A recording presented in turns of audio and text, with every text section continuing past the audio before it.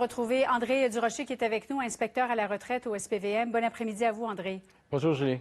Quels sont les éléments qui font en sorte qu'un incendie mortel devient une enquête pour meurtre?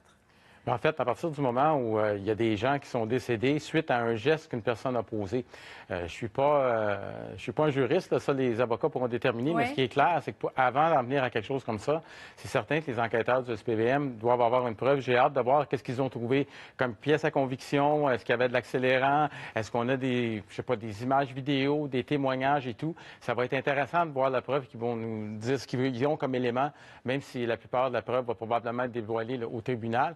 Mais cet après-midi, j'ai bien hâte de les entendre pour voir qu'est-ce qu'ils ont. On sait qu'une tragédie de ce genre-là, c'est certain que c'était pour être, excusez le jargon, là, comme on dit, épluché là, de A à Z, bien certain qu'en compte tenu de l'ampleur de la tragédie, il fallait s'attendre à ce qu'il y ait une enquête minutieuse de fait de la part des enquêteurs. Les deux journalistes de la presse, Daniel Lerenaud et Vincent Larouche, parlent de traces d'accélérant qui auraient été retrouvées, mais compte tenu de la force de cet incendie, on s'en rappelle, André, il ne restait à peu près plus rien. Il y a même des planchers qui se sont effondrés.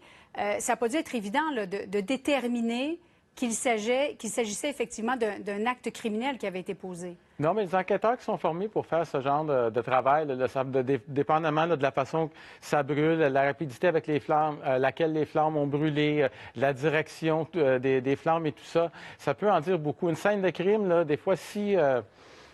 même si elle a été dévastée, Ravagée, il y a plusieurs oui. éléments qu'on est capable de retrouver, effectivement. Et c'est comme ça qu'on en vient.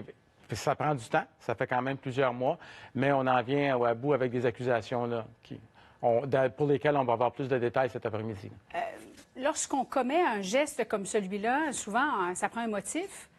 Pas clair dans ce cas-ci quel aurait été le motif de la personne ou des personnes responsables.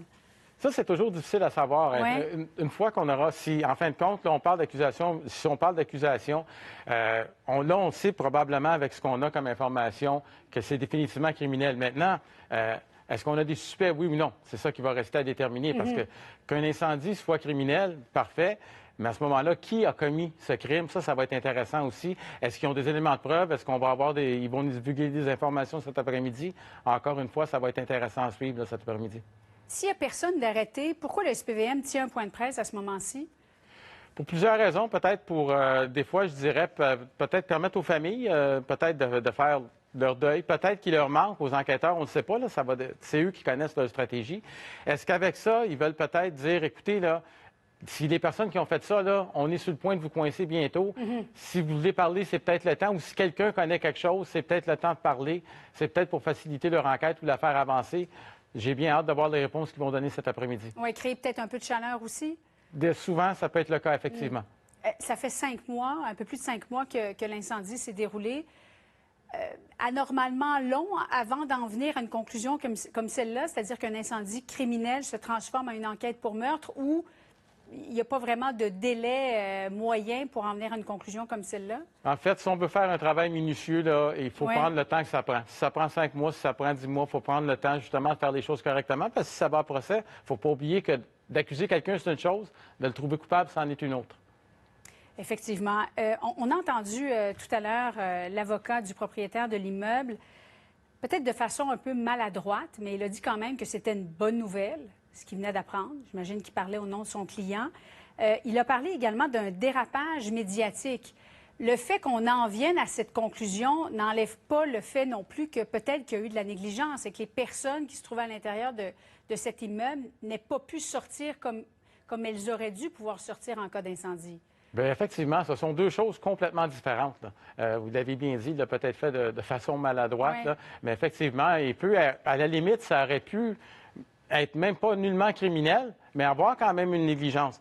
Parce qu'il faut se souvenir que négligence criminelle, en fin de compte, c'est lorsqu'on fait quelque chose ou qu'on omet de faire quelque chose qu'il est légalement de notre droit qu'on est obligé de faire. Lorsqu'on est propriétaire d'un immeuble, bien, il y a certaines règles qui doivent être respectées. Je ne sais pas quelles règles ou quel règlement là, il y aurait enfreint. Ça va être au service des incendies de la police à déterminer ça. Et à ce moment-là, on pourra voir qu'est-ce qui va arriver. Mais c'est deux choses complètement distinctes. Alors, on le rappelle, ce point de presse du SPVM qui est attendu dans 50 minutes à 15 heures. En terminant, André, quelles sont vos attentes vis-à-vis ce point de presse du SPVM?